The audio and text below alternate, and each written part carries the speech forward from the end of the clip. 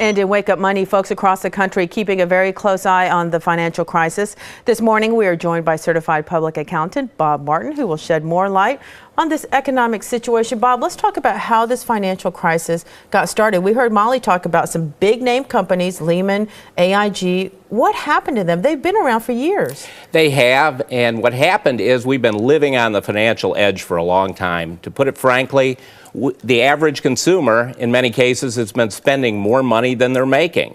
And there's been this tremendous demand for easy credit.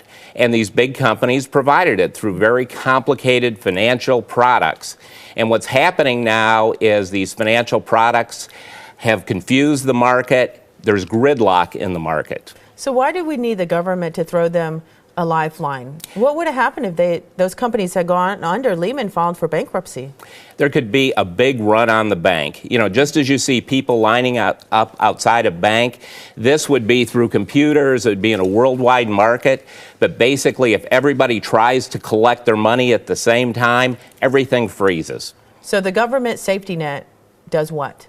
The government safety net frees up the large banks and the brokerage firms so they can start lending again. Right now, it's almost impossible for many qualified creditors to borrow money, which means that they can't buy inventory, they can't replace equipment, and it's going to put a tremendous stall on the economy. What the government wants to do is take away these bad loans from them, the government will manage them, and they can get on with their business. These businesses have already taken a hit. They've used up their equity. They don't have any more cushion left. They're done. Yes. So the Asian markets have already reacted favorably to the news of the bailout. What do you see coming up for the market? Actually, I see some good things. The commodity prices have receded a little bit, so it means it may be a little easier to fill up the tank of gas for your car. Heating and cooling costs should come down a little bit, so that's good. It's still a roller coaster, though. The big thing is the housing market. We still have a situation where many people are carrying debt in excess of the value of their houses, and it's not going to come back right away. So what can the average consumer expect? Is there a positive light on the horizon somewhere?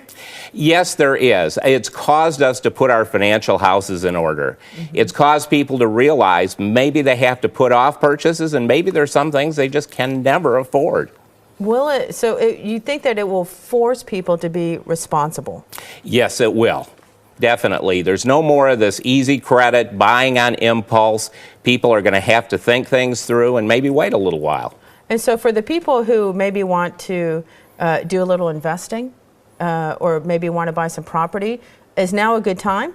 Well, it's starting to be a good time. We don't know whether we've hit bottom yet, but you're much better off finding bargains as the market is going down. Sometimes as the market starts to go up, it's a little too late to make the big money. And sometimes they say when you hear that we've hit the bottom, it's too late, that it's already hit and is starting to go back up. Exactly. All right. You should buy as it's going down, not grab onto it as it's going up. All right, Bob Martin, CPA, we appreciate your insight.